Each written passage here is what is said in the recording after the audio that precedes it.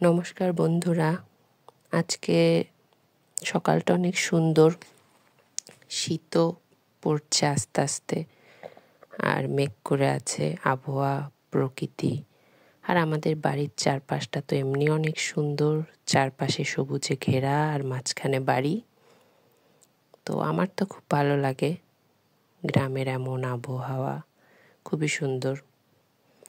আর আজকে আমি আর তোমাদের জামাই দাদা বাড়িতে আছি, আর কেউ নেই, সবাই বাইরে নিমন্ত্রণ খেতে গেছে।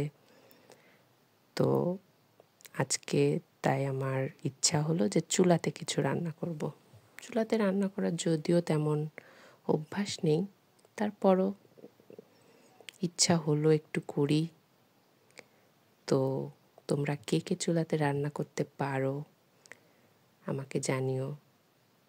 আমি তো আগে পারতাম না, এখন বিয়ের পর শিখে গেছি, যদিও প্রথম থেকে আমার কোনো সমস্যা হয়নি।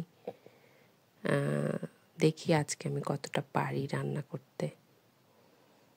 তো আজকে ডিম ভুনা করব, কারণ ডিম ভুনা তোমাদের জামাই দাদার অনেক পছন্দের, আমারও পছন্দের। তো সেটাই আজকে আমি রান্না করব।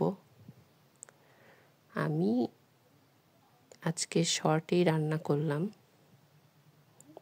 বেশি কিছু ইউজ করব না। তো ডিম ভুনার রেসিপি আর আমি কি বলবো, তোমরা সবাই তো ডিম ভুনা করোই। আমি তাই আজকে আর রেসিপি বলছি না, আমি করছি, তোমরা দেখো। তোমাদের ভালো লাগলে আমাকে জানিও।